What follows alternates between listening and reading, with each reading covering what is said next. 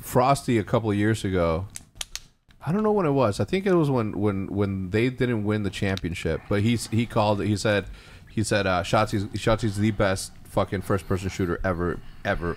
Yeah. Like better than anyone ever. You know what's weird? We did reaction time test. You're better. He is like bad. Yeah. Not bad, but like. but I was sitting there. Well, you know what? There's some factors in. Like I was on a 240 hertz monitor, so was Kyler. And then I don't know what Chauncey was on, but we had like CS:GO mouses, Valorant mouses, and yeah, his was like 216, and I was like, no way, dude. Like I'm sitting there like, no way, because like I think so. It's humanly possible. Supposedly, is like 120, and 120 milliseconds. That's the fastest. That's the fastest. But I was the average is 215. What reaction time? That's what the average is. The average is 215. Okay, I know that because I looked it up in Call of Duty 4. Yeah. And on Crash, I would go top sandbags and look into bottom 3-story, and I would always put my cursor like on the farthest right. Yeah. And then that, because in my head I'm like, the second that I see something, if I push my trigger, my brain is gonna fucking send it. I'm a nerd. I was a nerd back then. Yeah, but they thought you were a nerd looking for fucking nades and shit. But yeah, Ant was doing like 200 plus, and the rest of us, I hit the lowest, but I think I was trying a lot harder than anyone else. Like I because it takes like five clicks into account. 0.25 seconds is the average reaction time for humans. 0.25. 0.25. Oh, so 250 milliseconds. Yeah. But yeah, I was hitting like I hit an average of 126. But I was hitting lower, like one of the numbers, and it's like there's like the pre-clicks that you can do that's like cheating. Yeah. But literally, I got all 4 of my numbers, listed, and I had the ones under 120. I had like a 117. Yeah. And how old are you in comparison to him? I'm 27. He's what, 19? Matt's 24. Yeah. I'm 40. My reaction time has never been better. The reason that I asked you about your age, and that is because there was just obviously those dudes, you know what I did? I sort of feel bad for them, but I also don't, because they should have done research and they should have, looked up the shit before they started saying. But those dudes apparently are like Overwatch. The Canadian thing. The Canadian podcast. The Canadian esports podcast. Do you want to talk about this? I do, yeah. Because you want to talk about this? I do. Whoa, shit, you're talking about Toronto Ultra. Oh. No, wait, what are we talking about? Because when you say you want to talk about this, I'm talking about these two dudes who I did research on and apparently are only Overwatch centric, and Call of Duty is like their second startup or whatever. Well, to me, I just know everything that went on. Not everything, but a lot of stuff that went on.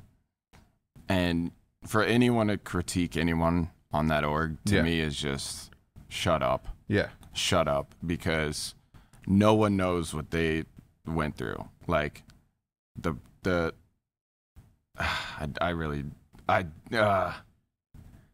let's just say the whole team was on a leash. They were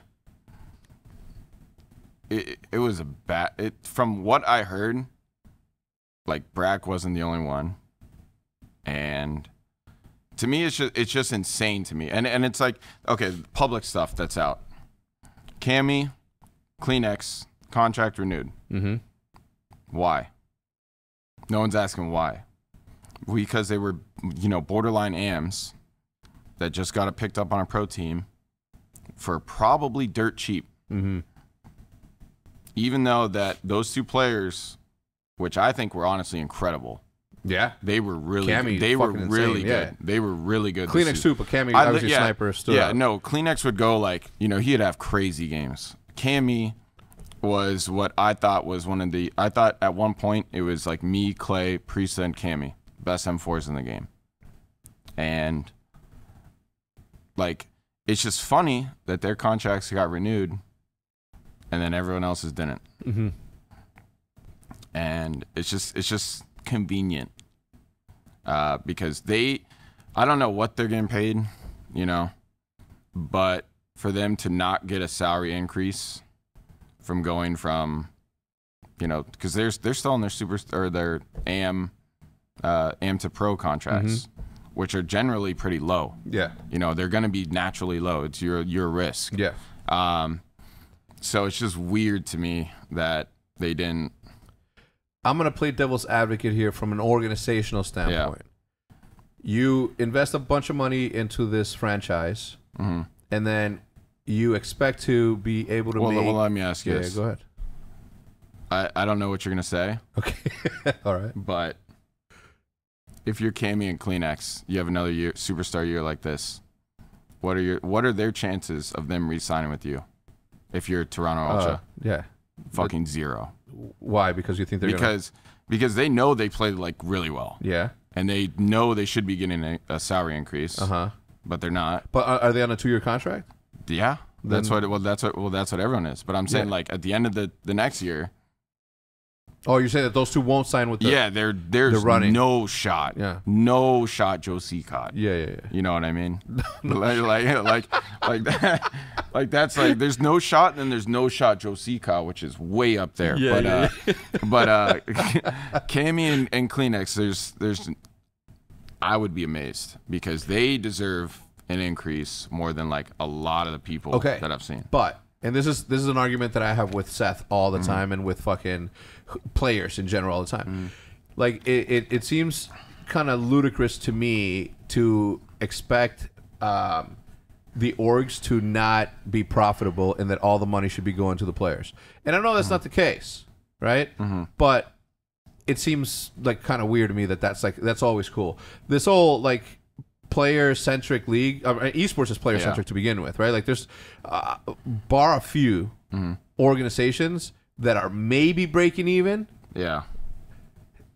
and others, but the majority are operating at a deficit, right? All these salaries can go the fuck away, and then we start from scratch, and somebody. So it doesn't matter. What I was saying is like on the devil's advocate standpoint. Yeah, no, I get that, but you don't on the devil's advocate standpoint, what I was saying is like.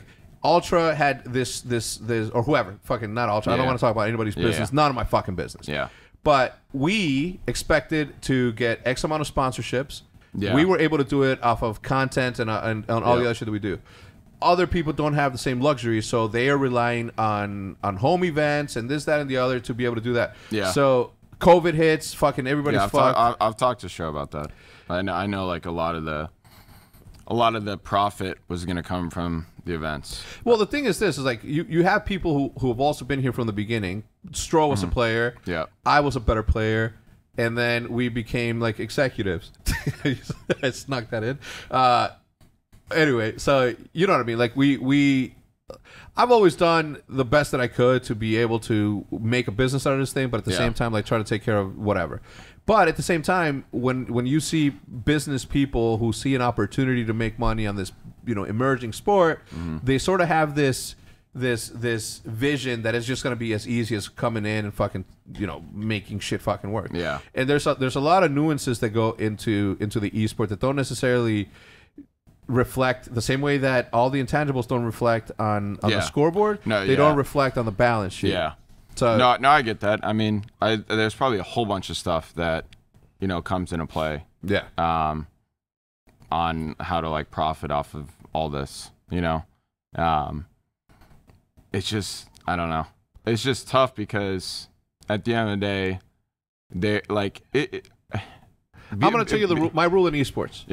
Players, fans, and then orgs. Because so what I was going to say, because if it puts you in a spot where you have to decide, do I profit or does my player get what they deserve? Your answer has to be the player, because as an owner, your money's in the exit. They can make you money. You know what I mean? And that's what I think a lot of like orgs don't understand is that, and that's why to me the whole prize cut stuff is, if your team is playing well, if your team is winning, if your team has incentive to win tournaments, it makes your job as an owner a million times easier. You know what I mean? Like Now, if your team's getting, top six, would top you eight, trade top 100% of your winnings for some of your salary, or do you want your salary plus? Well, yeah, that's what, it needs to. At the end of the day, like, so if you're an org owner, say you're out of budget, you don't have any more budget to give, then go out and get a sponsorship. Well, yeah, go out and get a sponsorship is one thing. Yeah. The other thing is, drop your prize cut percentage. If you can't pay them more, just increase the prize cut, or decrease your prize cut, increase the player's cut. Yeah. Because at the end of the day, the players got 2 prize cuts.